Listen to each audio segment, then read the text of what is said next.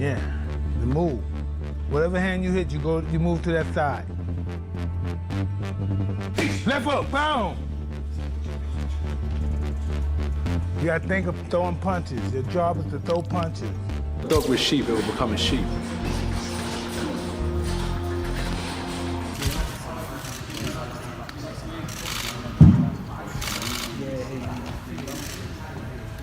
Anthony Joshua is reportedly training with Mike Tyson as he prepares for his upcoming fight against Jake Paul.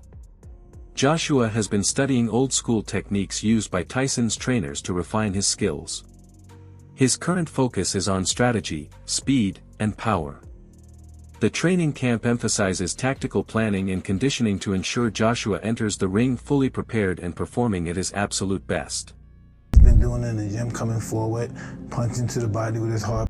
Anthony Joshua revealed how Mike Tyson inspired him, especially through his power and discipline. AJ has now incorporated specific neck and shoulder exercises into his routine based on Tyson's methods.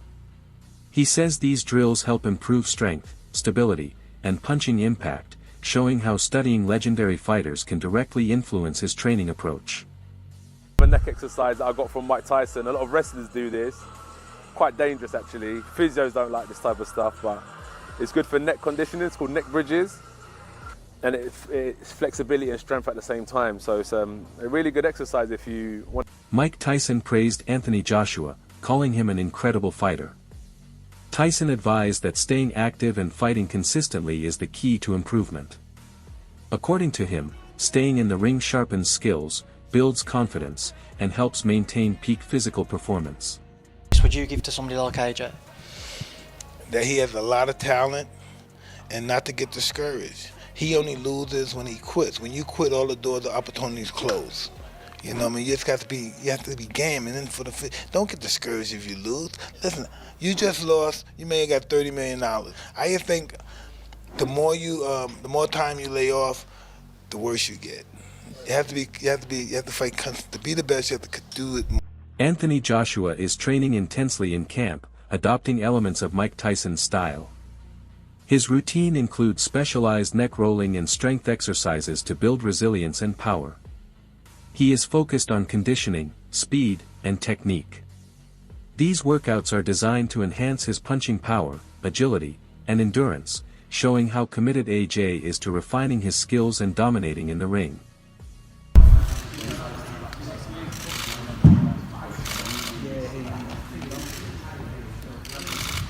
Rob, my physio's looking at me like, what the fuck? I can see you looking at me like, fuck, please don't fuck me. Hey, if it goes, at least you're here anyway.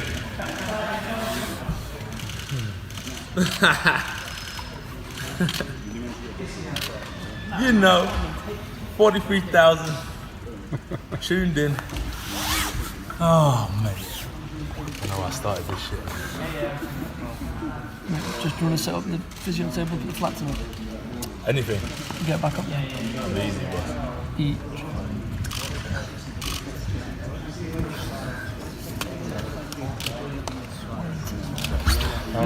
Showtime sent me a lovely picture of me, the donkey.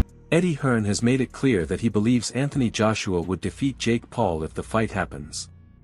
Hearn notes that while Jake Paul is not considered a top-level boxer or a major name in traditional boxing, people should not assume Joshua's victory would be effortless. He points out that Joshua has defeated formidable opponents, including Francis Ngannou, an elite fighter in his own right. This comparison highlights that Joshua's success comes from skill, preparation, and discipline, not from facing weak or untrained opponents. Hearn emphasizes that Joshua trains rigorously and combines power, technique, and strategy to dominate fighters at every level. Jake Paul, Anthony Joshua, 50-50 fight. What do you make of that? Yeah, I just said in another interview, great if it is. I mean, if it is, then you've got no problem seeing it. But when AJ...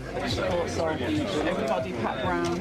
I mean, decapitate's a strong word, but you know, when he renders Jake Paul unconscious like he did to Francis Ngannou, don't then say, oh well, it was Jake Paul. Do you know what I mean? I mean, when AJ beat Francis Ngannou, Ngannou just had a fight that could have gone either way with Tyson Fury. Then AJ poleaxed him, and everyone just said he's just an MMA fighter. Do you know what I mean? Jake Paul's not Francis Ngannou. But as I said before, if you want to see Jake Paul exit the boxing world. Nigel Benn expresses concerns about the impact of entertainment-driven fights on professional boxing.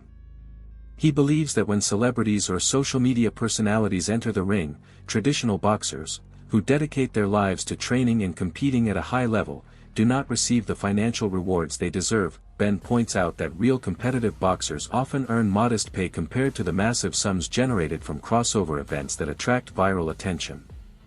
He argues that these spectacle fights can harm the sport by overshadowing and undervaluing the efforts of lifelong professionals.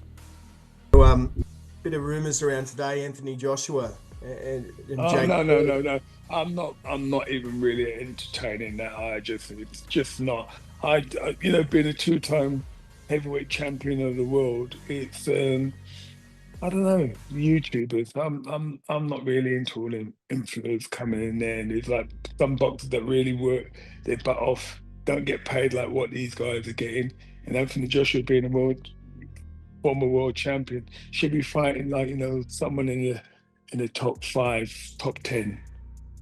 So I really got much time to talk about that. Not interested, really. Bad for boxing? Well, not bad for boxing. If people want to pay to watch it, then who am I? I'm just giving you my opinion. Who's not worked his way through the ranks to earn that shot at the former world champion? No, not at all. Australian boxing. Who are you a fan of? Obviously got good fighters out there. Jai's my type of fighter. He's very spiteful, and it's just another level, really. I don't think there's no better cruiserweight around. Oladipo highlights the financial side of a potential Anthony Joshua versus Jake Paul fight. From his perspective, it would be unwise for Joshua to turn down such a lucrative opportunity, as earnings could approach $100 million for a fighter of Joshua's caliber. The challenge posed by Jake Paul is minimal compared to the reward, making it a low-risk, high-reward scenario. Oladipo emphasizes that this level of financial gain is rare even for top champions, making it a smart move for Joshua. He argues that Joshua can secure massive earnings with relatively low risk due to Paul's limited professional boxing experience. If someone knocks on your door and says, do you want to fight Jake Paul for 100 million? You're like, you'd be stupid to say no. No, I don't want that 100 million for what would be and will be and should be easy work for AJ. Like, well, why are you going to turn down 100 million? AJ should and could knock out Jake Paul in a round. Like if Jake Paul was over here fighting under our British Boxing Board of Control, I don't think it would be a Southern Area Cruiserweight champion. AJ is a former unified heavyweight champion of the world that I still believe is a top 10 heavyweight in the world. Like AJ should be able to destroy him. AJ is going to be 60 pounds or so bigger than him. AJ hits like a truck. AJ is a better boxer. Like this is a no. A large portion of boxing fans are critical of the idea of Anthony Joshua fighting Jake Paul. Many believe the matchup is a mockery of professional boxing, pitting a seasoned heavyweight champion against a social media personality with limited traditional boxing experience. Fans worry that Joshua accepting this fight may prevent a more legitimate bout with Tyson Fury. To many critics, the fight appears motivated by financial incentives rather than true competitive value. Social media discussions reflect frustration about the mismatch, and some fans question whether Joshua's legacy could be damaged by participating in such an event. Indeed, Anthony Joshua gets in the ring with YouTuber Jake Paul, and that's what he is, YouTuber Jake Paul. Would you watch it? Simon, before we take some calls, with this seemingly in the pipeline, can we safely say goodbye to Anthony Joshua versus Tyson Fury? Well, I think it's done anyway, judging by the the mood music that seems to be coming out from various camps.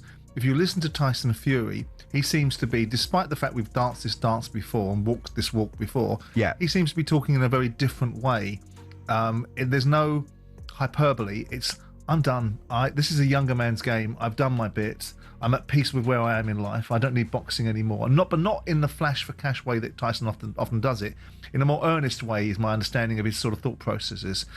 So with that in mind, it almost feels that that's off the table anyway. Who knows? The draw of the enormous amounts of money that this one fight can generate. This is the one fight that can really get everybody paid. I mean, the two protagonists.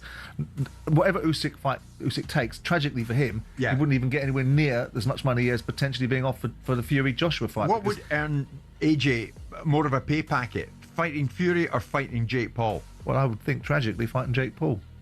God, what is that? Because the revenues, because it's a Gen Z TikTok generation that wants to watch sport in a certain way. Yeah, and that's nothing critical of them. It's just the way that it is.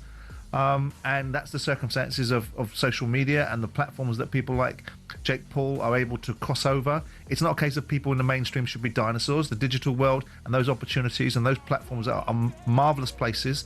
And you know, you heard me talking about Mark Goldbridge the other day and the commercial deal that he did with the Bundesliga. And we can be sniffy about their level of content, or we can accept that there's a place for everybody. It's interesting that still the digital world and that sort of